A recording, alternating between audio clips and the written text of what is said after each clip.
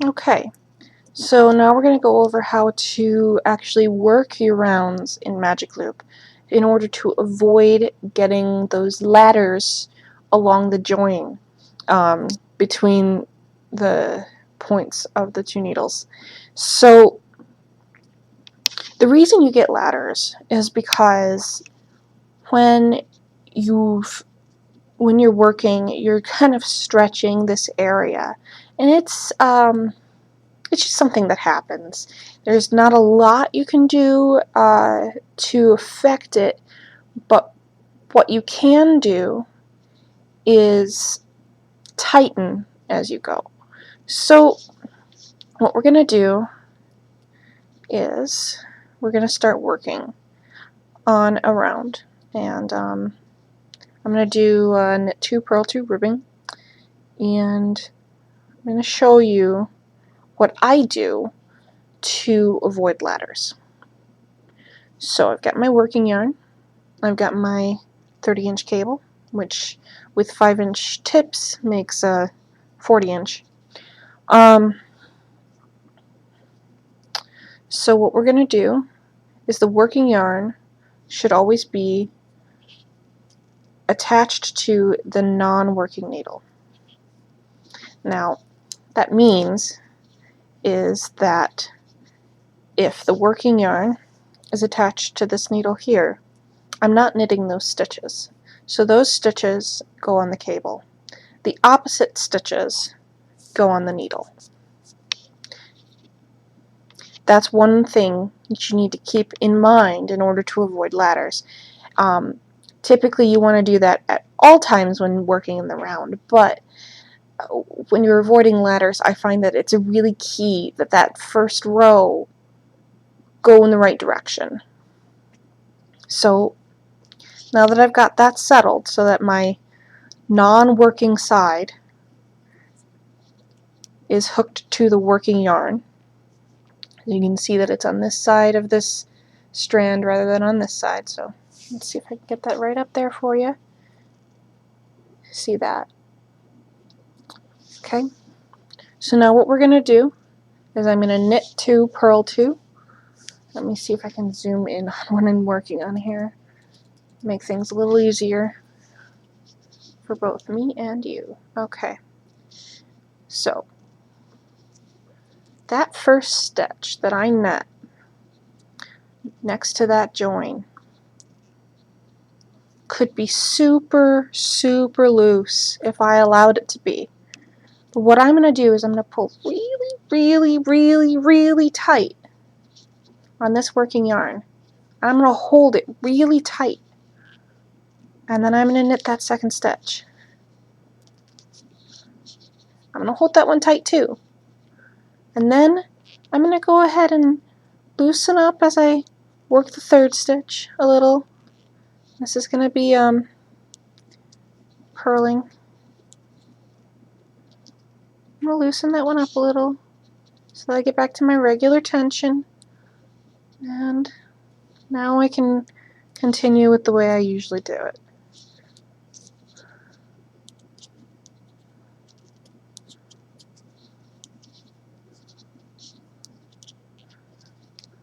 This is an exercise in being able to vary your tension based on need.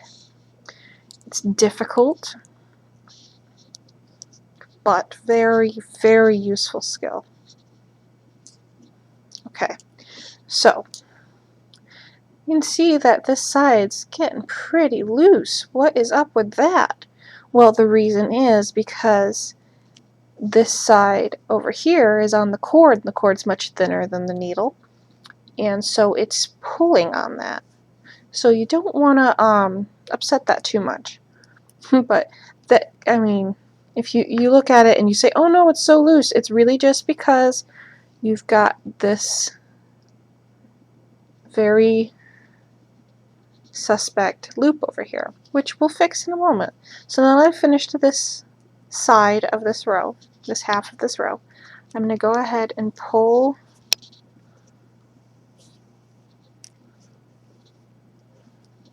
the needle through the unworked half, and pull the worked half off a needle. And you're only going to want one needle on at a time. You'll stretch the stitches if you don't do it that way. Now, this is the hard part for me, getting it all on the needle because of how tight I pulled that first stitch. It's a little tight.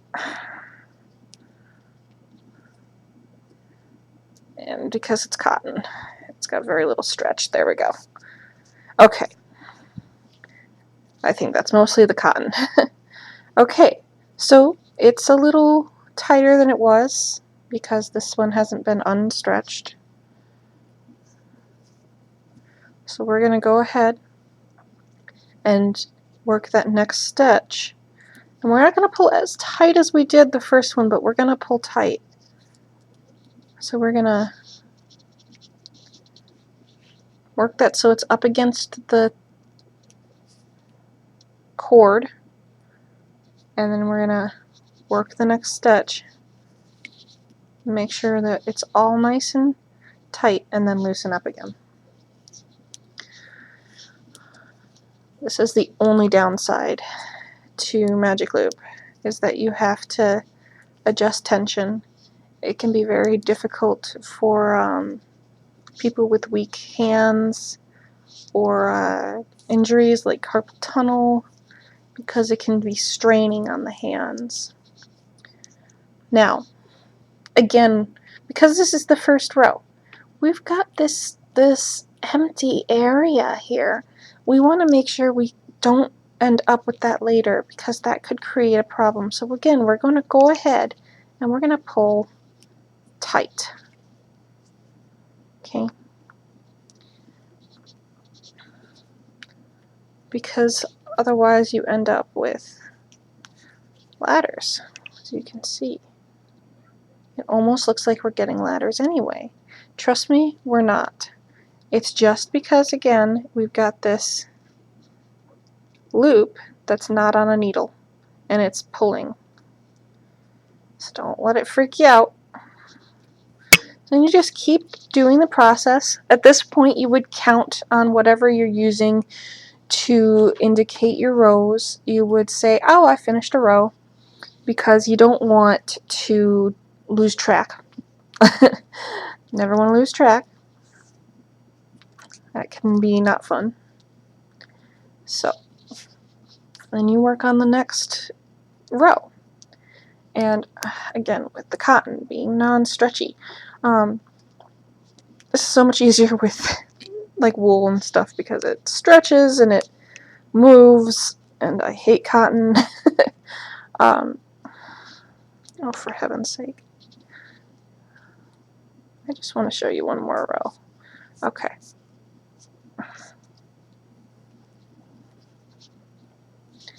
So the first row is always the one you're going to want to be super aware of.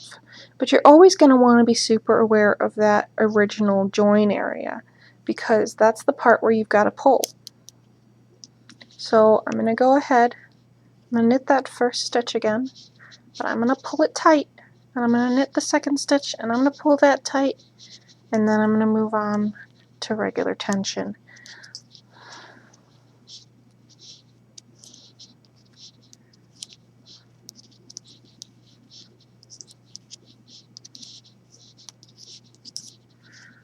First row is always the hardest. It's always the most tedious. It's always the most troublesome. It's always the one that makes you want to scream. But it gets easier from there. And hang on, the cat is attacking the yarn. Okay. I think she realized it was cotton and was like, and I'm not interested anymore. She doesn't like cotton or alpaca. It's a very strange animal. Okay.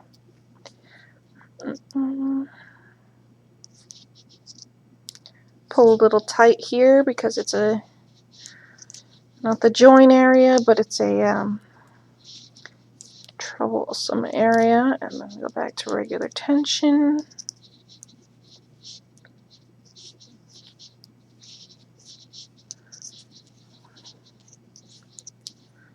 And then if I put them both back on the needle, I can show you that you'll end up with a good, let's see here, see if I can even manage this unstretchy monstrosity of cotton. Ugh. Cotton's actually really nice. I mean, I just don't like working with it. It's really great if you need something that's going to be good for warmer weather, but I just don't like working with it. I miss my stretch. So cotton with some nylon in it would be nice, but this is 100%. So, as you can see, we don't have a ladder there. We just have a good amount. We just have the right stitches. See? It matches up with the rest of the stitches. Nice little ribbing. No ladder. And then over here, let's see if I can manage to show you. There we go.